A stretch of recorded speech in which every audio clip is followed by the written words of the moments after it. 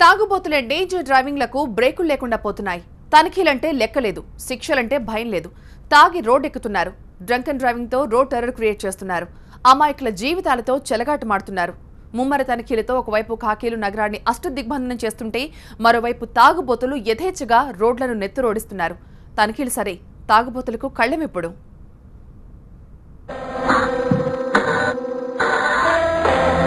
ఇరవై ఒక్కేళ్లు నిండని వారు మద్యం సేవించడం, వాళ్లకు మద్యం విక్రయించడం, తాగిన మైకంలో డ్రైవ్ చేయడం చట్టరీత్యా నేరం. అంతేకాదు, ప్రాణాలకే ఎసరు ఖాయం.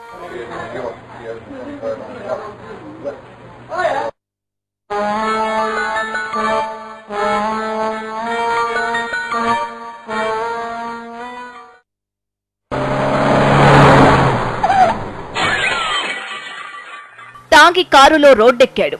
బెల్ట్ కూడా పెట్టుకోకుండా సీట్లో సెట్లయ్యాడు. మైండ్ అంతా కిక్కులో ఉంది. తల తిప్పేస్తోంది. గేరు మార్చాడు, దౌడ్ తీయించాడు, స్టీరింగ్ తిప్పాడు. బండి 360 డిగ్రీలు తిరిగింది. తాగుబోతు సన్నాసి బండి దిగాడు. అటు తూలాడు, ఇటు తూలాడు. నడవలేక కూలబడ్డాడు. పడ్డవాడు అలానే ఉన్నాడా? తలకెక్కిన కిక్కు ఊరికే ఉండనిస్తుందా? మళ్లీ కారెక్కాడు. మైకల్లో మయసభ చూడు అన్నట్టు జెట్ స్పీడ్తో దూసుకెళ్లాడు. Oh my god, accident just లో మిస్. అయినా బుద్ధి రాలేదు. అదే స్పీడ్తో దూసుకెళ్లాడు. ఈసారి భూమి మీద నూకలు చెల్లాయి. అడ్డదిడ్డంగా వెళ్లి మరో కారును గుద్దేశాడు. తాగుబోతు సచ్చినోడు స్పాట్లో చచ్చాడు. మందుబాబు నిర్వాకానికి దారిన పోయేవాళ్లు అన్యాయంగా బలయ్యారు. తాగి డ్రైవింగ్ చేసేవాళ్లు మాత్రమే కాదు, తాగుతూ డ్రైవ్ చేసే ప్రబుద్ధులు ఉన్నారు. తమ ప్రాణాలను పణంగా పెట్టడమే కాకుండా అమాయకుల ప్రాణాలను బలి తీసుకుంటున్నారు.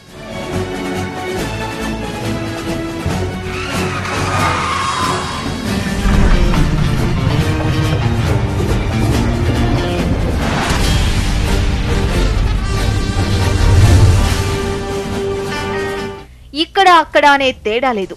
దునియా మొత్తం తాగుబోతులు బరి తెగిస్తున్నారు. ఇక మన తెలుగు రాష్ట్రాల్లో తాగుబోతుల తెగులు అంతా ఇంతా కాదు.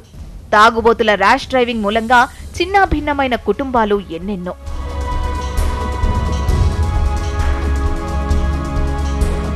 రమ్య, లక్ష్మీ హాస్య, కిరణ్ కుమార్ ఇలా ఎంతో మంది కలల్ని కల్లలు చేశారు డ్రంక్ అండ్ డ్రైవర్స్.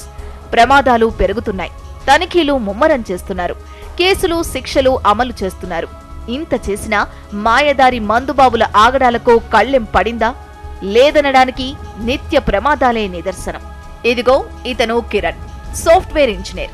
ఉన్నత చదువులు చదివి భావి జీవితంపై ఎన్నెన్నో కలలు కన్నాడు. కానీ మందుబాబుల మూలంగా కిరణ్ కలలు కలలయ్యాయి. కుటుంబ సభ్యులను రైల్వే స్టేషన్లో డ్రాప్ చేసి తిరిగి ఇంటికి వెళ్తుండగా జరిగిన రోడ్డు ప్రమాదంలో కిరణ్ తీవ్ర గాయాలతో ఆసుపత్రి పాలయ్యాడు. అయితే కిరణ్ కు జరిగింది మామూలు యాక్సిడెంట్ కాదు, తాగుబోతుల ఘాతుకం. కిరణ్ సుచిత్ర సెంటర్ దాటి సబ్వేలోకి కొద్ది దూరం వెళ్లాడో లేదో వేగంగా వచ్చిన 2 వీలర్ అంతే వేగంతో ఢీకొట్టింది. ఈ ఢీకొట్టిన బైక్ పై ఉన్న 2 వ్యక్తులు పూటుగా తాగున్నారు. వీళ్లకు ఏం కాలేదు. కానీ నెమ్మదిగా వస్తున్న కిరణ్ బండిపై నుంచి ఎగిరి కిందపడ్డాడు.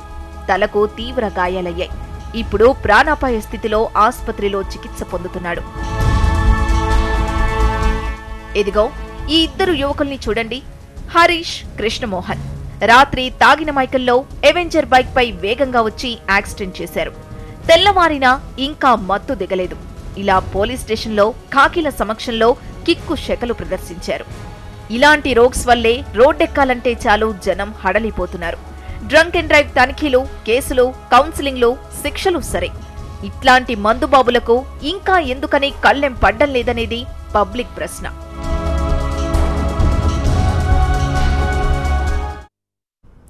రోడ్ ఎక్కడం అంటే సామాన్యులకు లైఫ్ అండ్ డెత్ సమస్యలా మారింది. ఖాకీల తనిఖీలు పెరిగినా తాగుబోతుల ర్యాష్ డ్రైవింగ్ కు బ్రేకులు పట్టలేదు. ఎవడో ఒకడు ఎక్కడో ఒకడా మద్యం మైకల్లో బరి తెగిస్తున్నారు. ముఖ్యంగా శివారు ప్రాంతాల్లోనే డ్రంక్ అండ్ డ్రైవ్ యాక్సిడెంట్స్ కేసులు పెరుగుతున్నాయి. అక్కడే కాలేజీలు ఎక్కువగా ఉన్నాయి. ఖాకీలు తనిఖీలు చేస్తే సరిపోతుందా? దారి తప్పుతున్న యువతను కంట్రోల్ చేసే బాధ్యత పేరెంట్స్ కు లేదా? పంజాగుట్టలో రమ్య ఘటన, ఆ తరువాత మరెన్నో ప్రమాదాలు. ఇప్పటికీ మందుబాబుల దారుణాలు కొనసాగుతూనే ఉన్నాయి. మద్యం మైకంలో వాహనాలు నడిపే తాగుబోతులు ఎంతో మంది జీవితాలతో చెలగాటమాడుతున్నారు.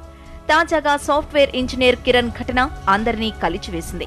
యాక్సిడెంట్ జరిగిన టైంలో అక్కడే ఉన్న ప్రత్యక్ష సాక్షులను మందుబాబుల బరితెగింపు ఇప్పటికీ షాక్ గురిచేస్తోంది.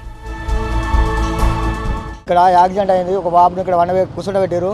ఒక బాబులకు ప్యాచీలు తగిలినాయి సార్. ఒక బాబుకి అయితే తల వలిగిందో మేము వలిగిందో రక్తం చూడలేకపోయినాం.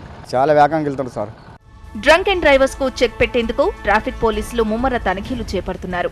గీత దాటిన వారికి వాత తప్పదని స్ట్రాంగ్ వార్నింగ్ ఇస్తున్నారు. అతివేగంగా మద్యం దాగి ఉండి TS040101 అనే బండి డ్రైవరు చాలా అతివేగంగా నిర్లక్ష్యంగా నడిపి అతనికి వచ్చి ఢీకొట్టడంతో అతని తలకు బలమైన గాయాలు జరిగాయి. తర్వాత అతని వెహికల్ కూడా ధ్వంసమైంది. ఇమీడియట్గా మేము అతన్ని హాస్పిటల్ షిఫ్ట్ చేసి దీనికి బాధ్యుడైన వ్యక్తి మీద 337 IPC plus drunk and driving case కూడా బుక్ చేసి అతని మీద కఠినంగా చర్య తీసుకోవడానికి మేము చర్యలు తీసుకున్నాం. హైదరాబాద్ శివారు ప్రాంతాల్లోనే ఎక్కువగా డ్రంక్ అండ్ డ్రైవ్ యాక్సిడెంట్స్ జరుగుతున్నాయి. అందుకే శివారు ప్రాంతాలపై ఖాకీలు ఎక్కువగా ఫోకస్ పెట్టారు. శివారు ప్రాంతాల్లో కాలేజీలు ఎక్కువగా ఉండటం, యూత్ ను టార్గెట్ చేసి డాబాలు, బార్లు పెట్టడమే ఈ తరహా ప్రమాదాలకు కారణమనేది ఖాకీల వెర్షన్. తాగి వాహనాలు నడుపుతున్న యువతపై వారి తల్లిదండ్రులు కూడా దృష్టి పెట్టాల్సిన అవసరం ఉందన్నారు పోలీసులు. ఇప్పుడు ఇండివిజువల్గా వాళ్ళు తీసుకొని తాగేదాన్ని అరికట్టాలంటే దానికి అది వాళ్ళకి వ్యక్తిగత క్రమశిక్షణ ప్లస్ కుటుంబంలో తల్లిదండ్రులు కూడా వాళ్ళ పిల్లల్ని బాధ్యతగా మెలగటానికి ఒక బాధ్యత, మీరు చేసేది తప్పు అని ఒక మెసేజ్, అది ఫ్యామిలీ తరఫున అది కౌన్సిలింగ్ కావాలా. ఇది వాళ్ళకి అవేర్నెస్ అనేది కూడా వాళ్ళు రావాలా. ఇదేందో జాయ్ రైడ్ లాగా తాగి ఈ జాయ్ రైడ్ లాగా వాళ్ళు యూత్ కొంతమంది పెడదోవ పట్టే వాళ్ళ ద్వారా జరుగుతున్నది ఇది. డ్రంక్ అండ్ డ్రైవ్ కేసులు పెరుగుతున్నందున వారానికి 2 రోజులు నిర్వహించే డ్రంక్ అండ్ డ్రైవ్ చెకింగ్ ను వారమంతా చేస్తున్నామంటున్నారు ట్రాఫిక్ పోలీసులు. మరోవైపు ఇలాంటి వారిపై కేసులు కఠినంగానే పెట్టి జైలుకు పంపిస్తున్నామంటున్నారు. అయితే ఇంకా మార్పు రావాల్సిందంటున్నారు. కోర్టు వాళ్ళు కూడా మంచి పనిష్మెంట్ ఇస్తున్నారు.